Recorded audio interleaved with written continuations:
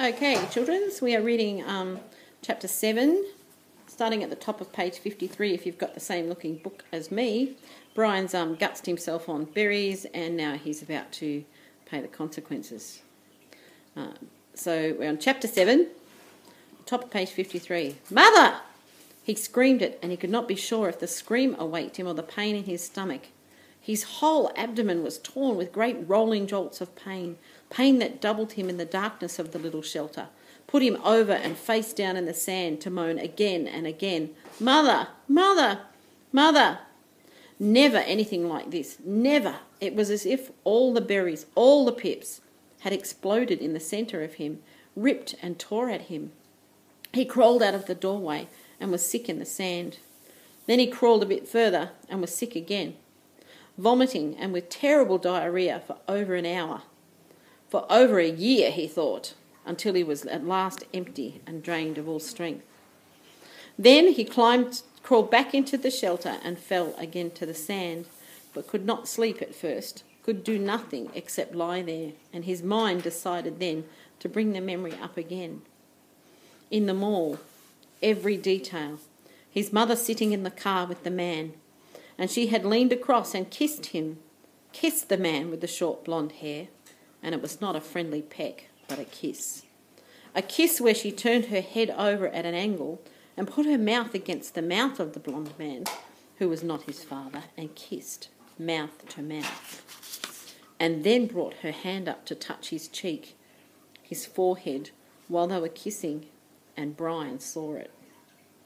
Saw this thing that his mother did with the blonde man, saw the kiss that became the secret that his father still did not know all about.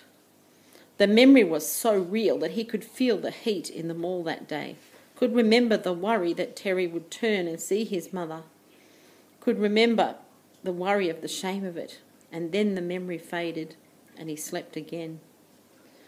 Awake, for a second, perhaps two, he did not know where he was still in his sleep somewhere. Then he saw the sun streaming in the open doorway of the shelter and heard the close, vicious whine of the mosquitoes anew. He brushed his face, completely welted now, with 2 days of bites, completely covered with lumps and bites, and was surprised to find the swelling on his forehead had gone down a great deal. It was almost gone. The smell was awful, and he couldn't place it. Then he saw the pile of berries at the back of the shelter and remembered the night and being sick. He crawled out of the shelter and found where he'd messed the sand. He used sticks and cleaned it as best he could, covered it with clean sand, and went down to the lake to wash his hands and get a drink. It was still very early, only just past dawn, and the water was so calm he could see his reflection. It frightened him.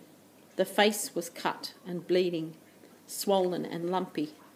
The hair all matted, and on his forehead a cut had healed, but left the hair stuck with blood and scab. His eyes were slits in the bites, and he was somehow covered with dirt. He slapped the water with his hand to destroy the mirror.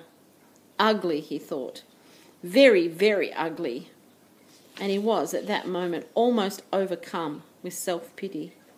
He was dirty and starving and bitten and hurt and lonely and ugly and afraid, and so completely miserable that it was like being in a pit, a dark, deep pit with no way out.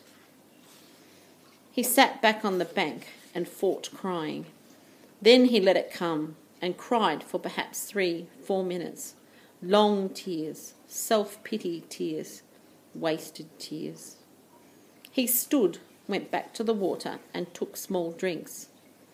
As soon as the cold water hit his stomach, he felt the hunger sharpen as it had before, and he stood and held his abdomen until the hunger cramps receded. He had to eat. He was weak with it again, down with the hunger, and he had to eat.